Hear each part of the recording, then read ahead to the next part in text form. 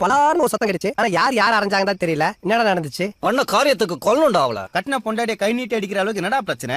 கட்டின பொண்டாட்டி கை நீட்டி அடிக்காம கராத்தே கத்துன்னு வந்து காலில் அடிப்பாங்க. சொல்றா என்ன பிரச்சனை? இவன் ஃபங்க்ஷனுக்கு வரும்போது வெட்டி பந்தோக்கா பக்கத்து வீட்டுல நெக்லஸ் வாங்கிருக்கா. அது தொலைஞ்சு போச்சுடாப்பா. ஃபங்க்ஷனுக்கு பழைய ஃப்ரெண்ட்ஸ் எல்லாம் வராங்க, எல்லாரும் நல்ல நிலைமையில இருக்காங்கன்னு சொன்னீங்க. நான் மட்டும் கழுத்துல கையில ஒண்ணு இல்லாம வரவா? ஏன் புருஷன் எனக்கு கௌரவமா வச்சிருக்காருன்னு காட்டுதான் இரவல் வாங்கினேன். வேணும்னே என்னடா இதெல்லாம் ஒரு பிரச்சனையாடா? ஏற்கனவே எனக்கு வெளியே சொல்ல முடியாத அளவுக்கு ஏகப்பட்ட பிரச்சனை. இதுல இந்த நகையை பூரா திருப்பி தருவேன். திருப்பி ஏன்டா கொடுக்குற? புதுசா வாங்கி கொடு.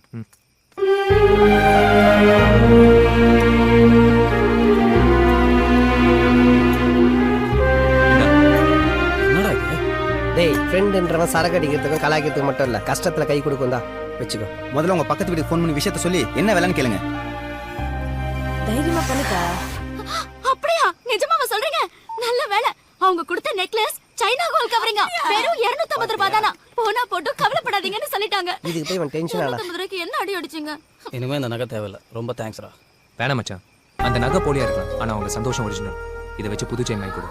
வைஃபை சிரிக்க வச்சு பாரு மச்சி, லைஃப் சந்தோஷமா இருக்கும். என்னடா?